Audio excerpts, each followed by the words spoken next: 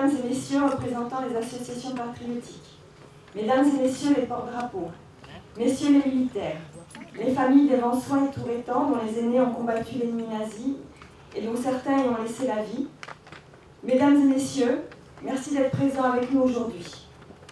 Cette année, nous commémorons le 71e anniversaire de la libération de Vence et du pays vansois, et la fin d'un conflit meurtrier qui a endeuillé des millions de familles françaises et étrangères. Sur cette stèle des Vansois et Touretans, nous rendons hommage aux hommes et aux femmes qui sont morts pour avoir résisté à l'occupant, et aussi aux soldats étrangers, américains et canadiens, qui ont laissé leur vie loin de leur pays pour la libération du nôtre. Vence a été libérée par les troupes américaines le 27 août, et malheureusement, à la liesse générale, il faudra associer la tristesse de la mort de combattants alliés sur cette route du col de Vence. Nous allons maintenant procéder à la montée des couleurs. Pour l'ensemble, à mon commandement, garde à vous. Attention pour les couleurs. Et, prêt, envoyez.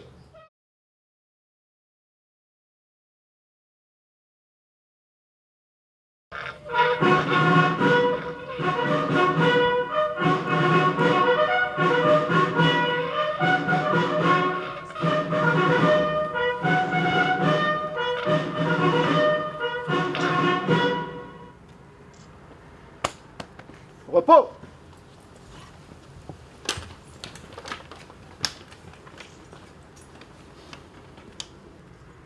Liberté. Combien d'hommes et de femmes sont morts pour que l'on puisse prononcer toujours ton nom? Liberté, liberté chérie. La liberté guide nos pas. Chantez, compagnons, dans la nuit, la liberté nous écoute. Ces extraits respectivement de la Marseillaise, du chant du départ et du chant des partisans, trois chants qui étaient obligatoires à l'examen du certificat d'études, soulignent combien la liberté est viscéralement présente dans le subconscient de notre histoire. Liberté, Marcel, Jean-Marie, Auguste, Roger, Constant du groupe Combat, et Louis, Rose, Olaf, GI de la First Airborne Task Force, se battaient pour elle. Les premiers sont tombés sur cette terre qui les avait vus grandir, les seconds sont morts très loin de leur terre natale pour rendre la liberté à ce peuple ami qui souffrait sous le joug nazi. N'oublions pas aussi Marcel, Jeanne et Joseph, membres d'une même famille, qui eux aussi retrouvaient le chemin de l'espoir. Ils font partie du nombre important de civils qui ont été ce qu'on appelle pudiquement aujourd'hui des victimes collatérales du conflit. En évoquant leur mémoire, nous contribuons à garder vivant leurs souvenirs et à renforcer le symbole de la liberté qui, on peut le regretter aujourd'hui, est un peu galvaudé. En conclusion, je voudrais citer quelques vers de Charles Péguy, lui-même tombé au champ d'honneur le 5 septembre 1914. Heureux ceux qui sont morts pour la terre charnelle, mais pourvu que ce fût dans une juste guerre. Heureux ceux qui sont morts dans les grandes batailles, couchés dessus le sol à la face de Dieu. Heureux les épis mûrs et les blés moissonnés. Vous dont les noms sont gravés pour l'éternité dans le marbre, vous avez été fauchés fin août 1944. Vous avez irrigué cette terre du pays vansois, mêlant le sang d'enfants de deux pays où la liberté est la force de nos peuples. Merci.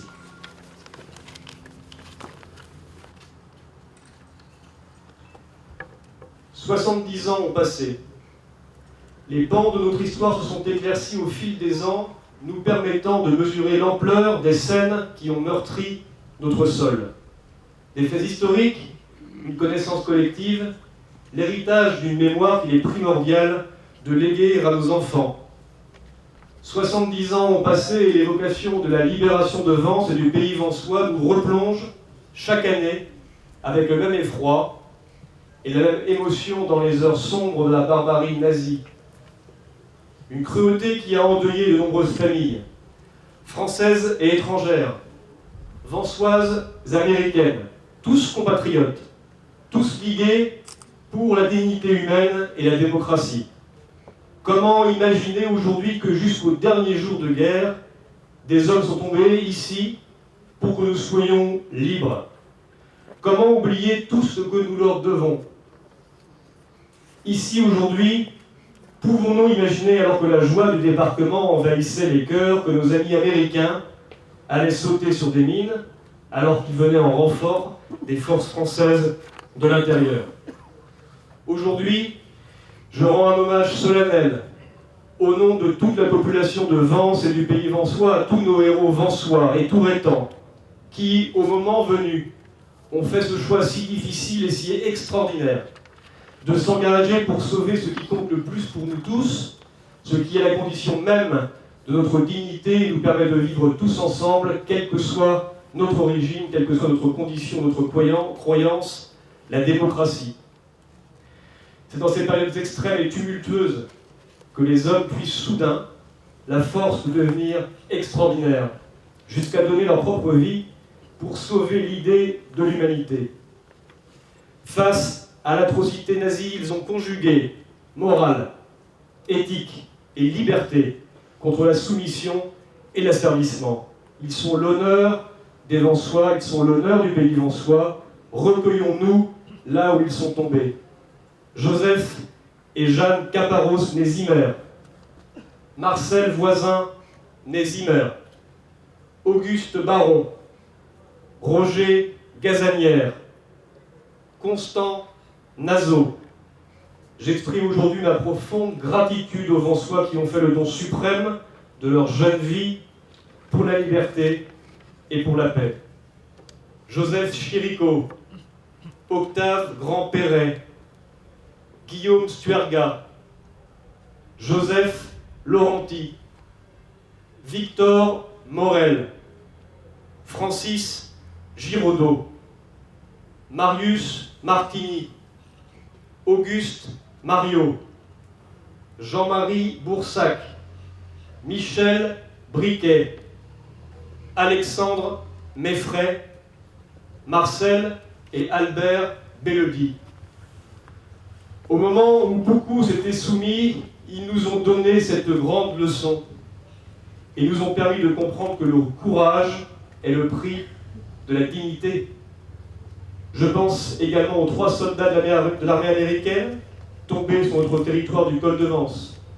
Louis Green, 22 ans, originaire de l'Oklahoma. Bernal Rose, 27 ans, originaire de Caroline du Nord. Olaf Kastad, 35 ans, norvégien, engagé dans l'armée américaine et résident du Minnesota. Le rapport journalier du 40e régiment du génie mentionnait ce jour du 29 août 1944 où une patrouille avait décidé d'effectuer une reconnaissance sur la zone d'activité route de Coursougou, ici même. Elle était venue aider les civils à retirer les corps des FFI décédés la veille. J'associe également à cet hommage les 52 hommes, femmes et enfants juifs arrêtés à Vence et déportés dans les camps de la mort. Que ce jour d'été donne longtemps un avenir à notre mémoire, à notre ville et à notre pays en paix. Car si le monde est dangereux à vivre, ce n'est pas tant à cause de ceux qui font le mal, mais à cause de ceux qui regardent et laissent faire. Que ce jour d'été nous guide vers l'espoir d'un monde fraternel et serein, que la paix ne soit pas un vain mot et abstrait, mais que cette valeur suprême soit chaque jour portée avec passion, avec conviction et avec amour de l'humanité. Vive la République et vive la France. Pour le souvenir français et Rhin et Danube, j'appelle M. Guy Barrier, M. René Ruchon, Mme Marie-Jeanne Effray.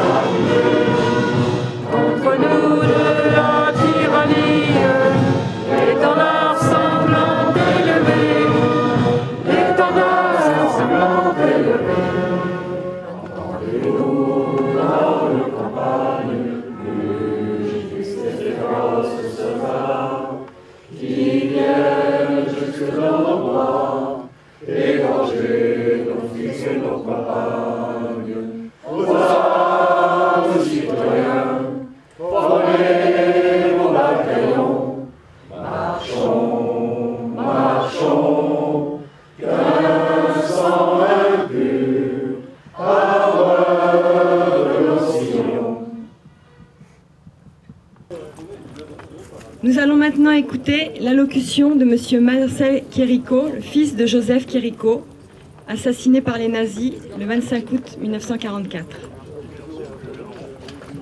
Chers amis, j'étais un petit garçon de 8 ans lors de la pose de ces stèles du souvenir il y a 71 ans. Depuis, à la date de l'anniversaire de la libération du pays vansois, vous venez sur ce lieu de supplice qui est pour nous un peu notre Golgotha, rendre hommage à ces 13 victimes de l'occupant nazi. Ma mère me racontait qu'à certains moments d'abattement, mon père lui disait « Tu verras, après la guerre, nous serons libres, nous serons bien, nous voyagerons. » Enfin, il faisait des projets. Cette liberté attendue, souhaitée, rêvée, fut sans lui, hélas, sans eux. Ce fut une victoire, une libération endeuillée, avec un nombre de victimes très élevé par rapport au nombre d'habitants, qui classe Vence au rang de ville martyre, 91 au total, sur une population de moins de 4500 habitants. Je vous remercie, messieurs, dames.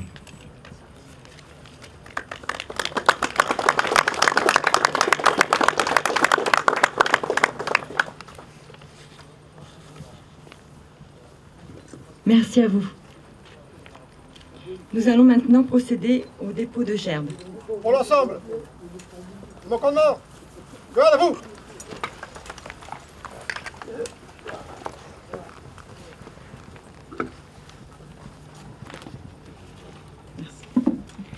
J'appelle Monsieur Loïc Dombreval, Monsieur Marcel Quérico et Madame Anne Satonnet.